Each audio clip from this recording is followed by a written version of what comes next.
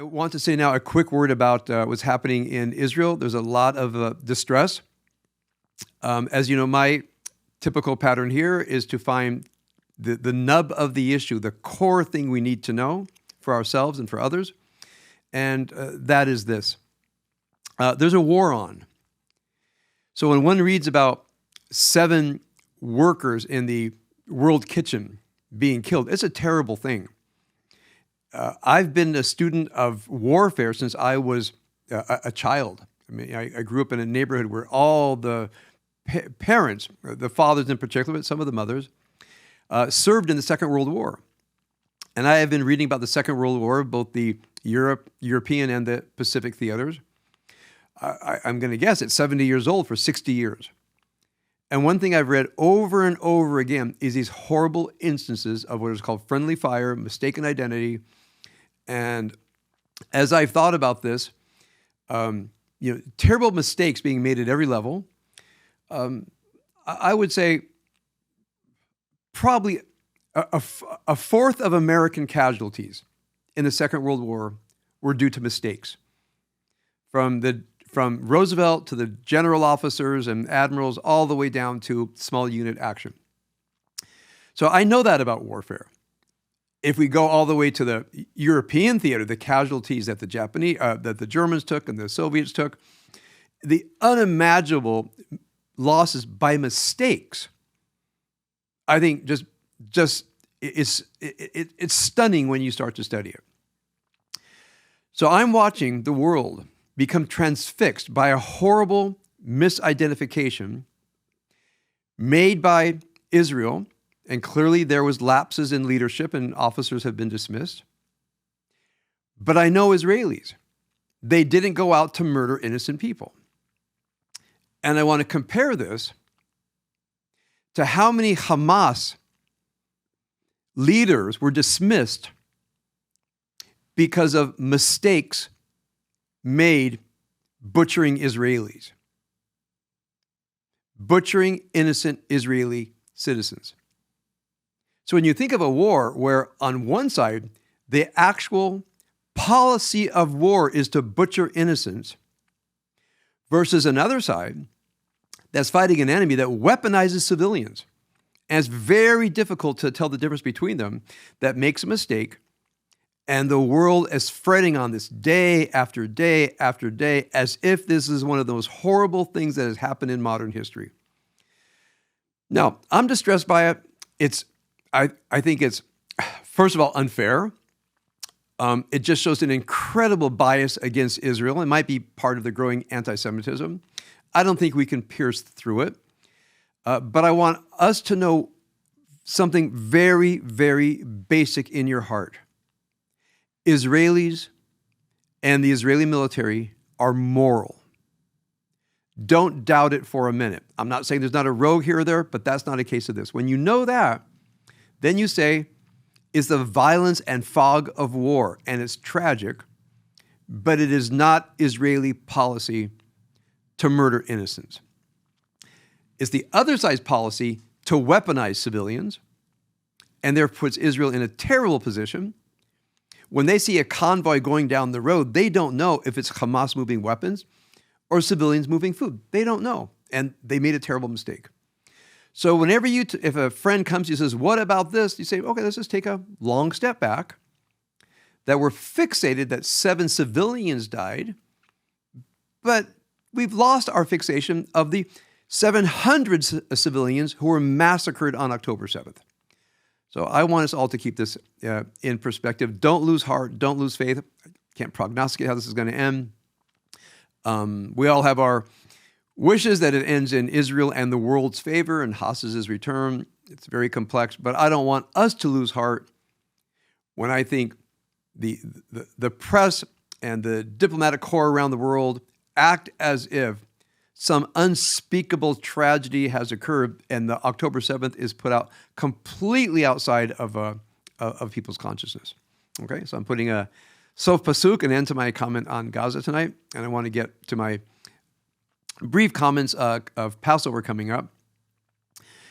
In years past, I've put a great deal of energy into what is called the 4 special Sabbaths before Passover. They might be up on YouTube from last year. I'm not sure. I don't know actually when we began putting things up on YouTube, but they might be there. If not, as we discuss putting the vast variety of my teachings up on teachable.com, it'll be up there eventually. And so I'm not going to go over the 4 special Sabbaths in detail, other than say, as I wrote in my Shabbat thought, we're at the 4th of the 4th special Sabbath before Passover, which is called Shabbat HaChodesh, the Sabbath of the month, meaning the new month is beginning on Monday night, Tuesday. And the new month in the Jewish tradition is the month of no moon. It would seem obvious, but I remember when I first learned it, that the night of no moon is the beginning of the moon going through its phases. Well, in the Midrashic Hasidic tradition, this idea that the darkest night of the month is the birth of newness and the countdown toward Passover, it's one of these somewhat obscure ideas that takes on profound meaning. And one of them for me is this, is when we contemplate our own transformation and rebirth as human beings, there's a certain amount that we can do in the conscious mind. And one of the most important things we can do in the conscious mind is look at how our thoughts, feelings, emotions go astray from our vision for ourselves. And something I see over and over and over again in people trying to figure out their own lives, their own emotional ups and downs, mistakes people make with spouses, parents, children, in the workplace, where they want to be one kind of person, but another person comes out, some other sub-personality comes out. Last week I spoke about the 2 different wills. The will of, you might say, the person in the light, the person who has a sense of what life is about and what our responsibilities are. And then another will can take over in moments of the stresses of life, moral stress, inner stress. We really can't completely account for why, metaphorically, the light goes dark and some other force comes out. Everybody has experienced it. And I think what an enlightened person does is work with the darkness. There are many people that I've worked with, they've taken my Managing Ego States classes, they've gone through this work, they say, yeah, I'm on it, I do it, and then person comes to me and said, I went really, really off the track of righteousness. I don't know what happened to me. Of course, my first question is, are you confronting your darkness every day in a ruthless, courageous way and trying to understand what is happening in those darker regions where the Yetzer Hara, in my mind, is just planning an ambush? You think you have it handled. But when you are not plumbing those darker regions, the Yetzer Hara is plotting. So on this night of the new moon, when we're looking for spiritual liberation at Passover, I want to use this as an opportunity for ask of myself, obviously, because I'm guided by this tradition, and ask of you that in the 15 days before Passover, we go from no moon to full moon.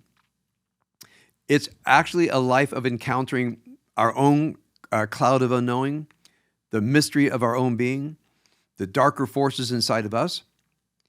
And as I wrote in my Shabbat thought, and be ready for something that reminds me a bit about our Torah portion. I'll say that in a moment, which is we actually don't know when we go deep inside whether we are hearing voices of lies that present themselves as voices of truth, that Olama de Shikara, the world of deception, is alive inside of us, whether we're discovering truths that we just don't want to hear about ourselves and about life and what's up with life. I mean, many people, they go through life and suddenly at some age, they look back and they say, I didn't understand who I was. I didn't understand what was going on. I didn't understand what was at stake.